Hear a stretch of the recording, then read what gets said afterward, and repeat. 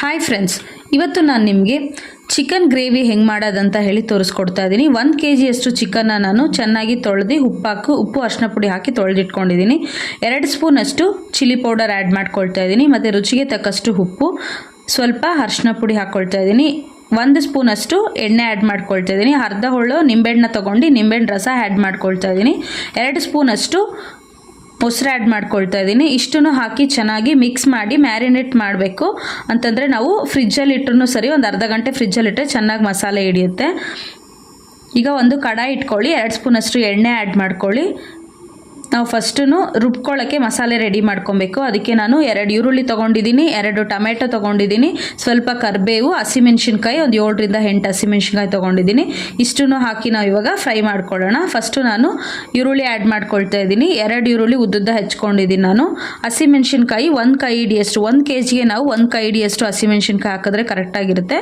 ಸ್ವಲ್ಪ ಕರಿಬೇವು ಮತ್ತು ಶುಂಠಿ ಬೆಳ್ಳುಳ್ಳಿ ಪೇಸ್ಟು 2 ಸ್ಪೂನ್ ಅಷ್ಟು ಆ್ಯಡ್ ಮಾಡ್ಕೊಳ್ತಾ ಇದ್ದೀನಿ.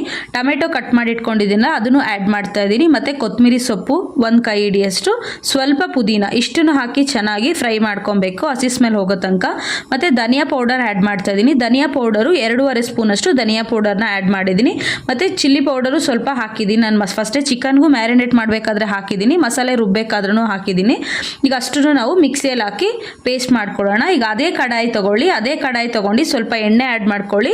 ಎಣ್ಣೆ ಆ್ಯಡ್ ಮಾಡ್ಕೊಂಡು ನಾವು ಚಿಕನ್ನ ಮ್ಯಾರಿನೇಟ್ ಮಾಡಿ ಇಟ್ಟಿದ್ವಲ್ಲ ಅದನ್ನು ಹಾಕಿ ಒಂದು ಲಿಡ್ ಹಾಕಿ ಕ್ಲೋಸ್ ಮಾಡಿಡಬೇಕು. ಅದರಲ್ಲಿರೋ ನೀರೆಲ್ಲ ಬಿಡುತ್ತೆ. ನೀರು ಬಿಟ್ಟ ಮೇಲೆ ನಾವು ರುಬ್ಬಿಟ್ಕೊಂಡಿರೋ ಮಸಾಲೆ ಇರುತ್ತಲ್ಲ, ಮಸಾಲೆನ ಆ್ಯಡ್ ಮಾಡಬೇಕು. ಆ್ಯಡ್ ಮಾಡಿ ಚೆನ್ನಾಗಿ ಒಂದು ಕುದಿಸ್ಬೇಕು. ಅಂದರೆ ನಾವು ಮಸಾಲೆನ ಆಲ್ರೆಡಿ ಫ್ರೈ ಮಾಡಿರ್ತೀವಿ, ಆದ್ರೂ ಒಂದು ಕುದಿಸಿದ್ರೆ ಹಸಿ ಸ್ಮೆಲ್ಲೆಲ್ಲನೂ ಚೆನ್ನಾಗಿ ಹೋಗುತ್ತೆ. ನೋಡಿ, ಚೆನ್ನಾಗಿ ಕುದೀತಾ ಇದೆ. ಇವಾಗ ನಾನು ಚಿಕನ್ ಮಸಾಲ ಆ್ಯಡ್ ಮಾಡ್ತಾ ಇದ್ದೀನಿ. ಇದು ಆಪ್ಷನಲ್ಲು, ನಿಮ್ಗೆ ಬೇಕಿದ್ರೆ ಹಾಕ್ಕೊಬೋದು, ಇಲ್ಲಾಂದರೆ ಸ್ಕಿಪ್ ಮಾಡ್ಕೊಬೋದು. ಬಟ್ ಚಿಕನ್ ಮಸಾಲ ಹಾಕೋದ್ರಿಂದ ಗ್ರೇವಿ ಥಿಕ್ನೆಸ್ಸು ಬರುತ್ತೆ ಮತ್ತು ಟೇಸ್ಟು ಕೂಡ ಇನ್ನೂ ಜಾಸ್ತಿ ಆಗುತ್ತೆ ಅಂತ ಹೇಳಿ ನಾವು ಚಿಕನ್ ಮಸಾಲ ಆ್ಯಡ್ ಮಾಡಿದ್ದೀನಿ. ಚಿಕನ್ ಮಸಾಲ ಹಾಕಿ ನಾನು ಸೂಪರಾಗಿ ನೋಡಿ ಚಿಕನ್ ಗ್ರೇವಿನ ಮಾಡಿದ್ದೀನಿ. ಲಾಸ್ಟಿಗೆ ನಾನು ಸ್ವಲ್ಪ ಕೊತ್ತಂಬರಿ ಸೊಪ್ಪನ್ನ ಹಾಕ್ಕೊಳ್ತಾ ಇದ್ದೀನಿ.